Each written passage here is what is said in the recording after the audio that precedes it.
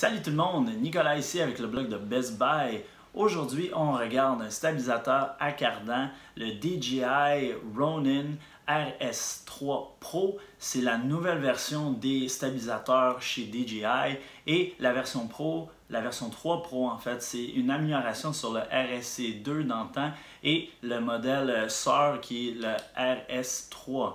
Donc, c'est quoi un stabilisateur à cardan? C'est un outil, un support qui va tenir votre caméra en place, la stabiliser sur tous les axes pour vous donner des images très lisses, dignes d'une production hollywoodienne. Comment ça marche? Bien, le support est composé de plusieurs bras motorisés qui tiennent la caméra en place. Pour l'utiliser, il faut premièrement équilibrer la caméra sur ces bras-là. Ça se fait étape par étape, on équilibre un bras à la fois et avec un peu de pratique, on peut faire ça assez rapidement en effet. Et une fois que ça c'est équilibré, on active une calibration interne. Ça se fait de manière numérique et ça va ajuster les moteurs pour vraiment tenir la caméra en place et nous permettre de faire toutes sortes de choses. C'est vraiment un système très intéressant. Autrefois, c'est un produit qui coûtait très cher, mais DJI a trouvé une façon de réduire les coûts et offrir un produit de qualité aux consommateurs. Donc, la calibration et l'équilibre, ça prend un certain temps, mais avec un peu de pratique, ça se fait vite.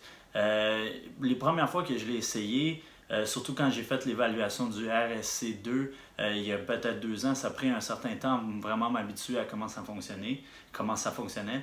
Mais là, avec un peu de pratique, j'ai ouvert ce produit-là et je me suis senti vraiment familier avec le fonctionnement et je pense que ça va être le cas pour vous aussi.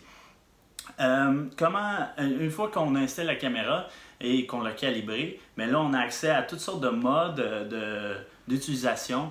Il y a des contrôles sur l'appareil. Premièrement, il y a une gâchette. Celle-là, si on la tient, va garder la caméra en place, peu importe nos mouvements. C'est vraiment intéressant pour suivre un sujet de manière très lisse.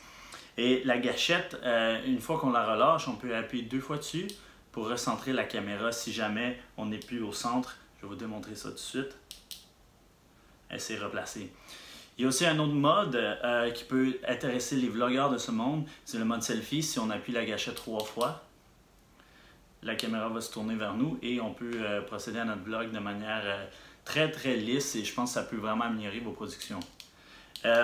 Par rapport au RSC2, les améliorations, premièrement, c'est l'algorithme de stabilisation. C'est la 3e génération. Il va vous offrir vraiment un rendu très fluide, très lisse et c'est une amélioration sur l'algorithme précédent. Le mode Super Smooth est encore là, donc ça va être encore plus lisse, mais là les moteurs ils vont forcer un peu plus, la durée de vie de la batterie va diminuer.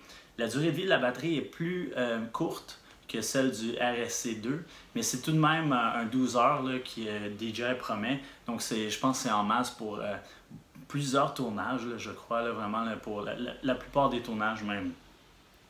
À part de ça, l'écran de contrôle est tactile et est un peu plus gros que le RSC2. Donc ça peut améliorer votre efficacité avec l'appareil.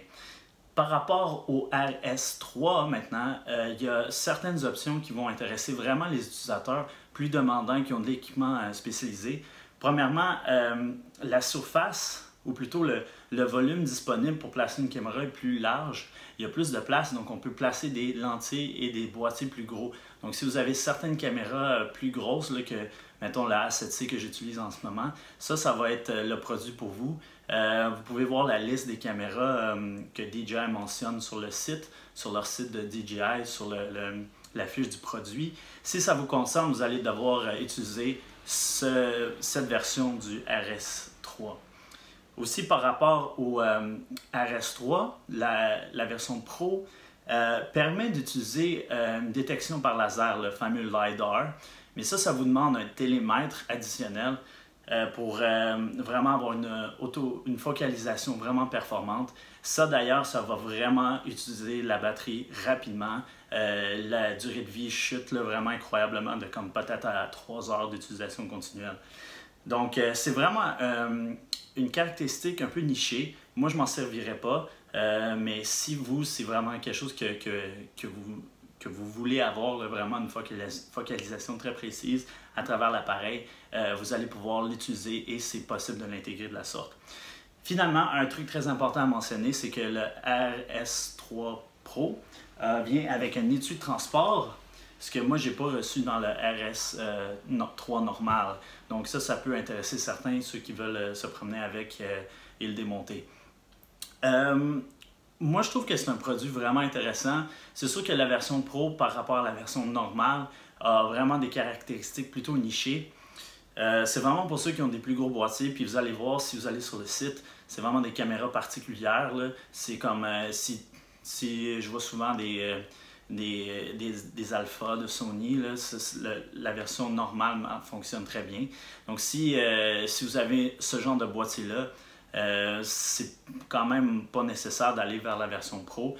Et évidemment, si vous voulez prendre avantage là, ou utiliser des fonctionnalités de LiDAR, bien là, vous allez être obligé de prendre la version Pro.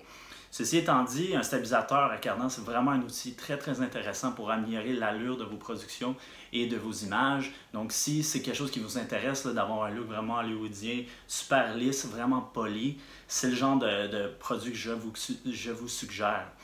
Avant de vous quitter, j'ai pris le temps de prendre des images avec mon ami Charles-Antoine Sporns. On a filmé avec cet outil-là pendant quelques heures, là, pendant un après-midi. Ça donne vraiment des bons résultats. Vous allez pouvoir les voir à la fin de cette vidéo.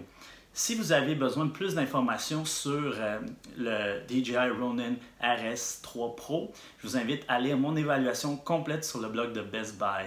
Mon nom est Nicolas, merci beaucoup d'avoir écouté et voici quelques images.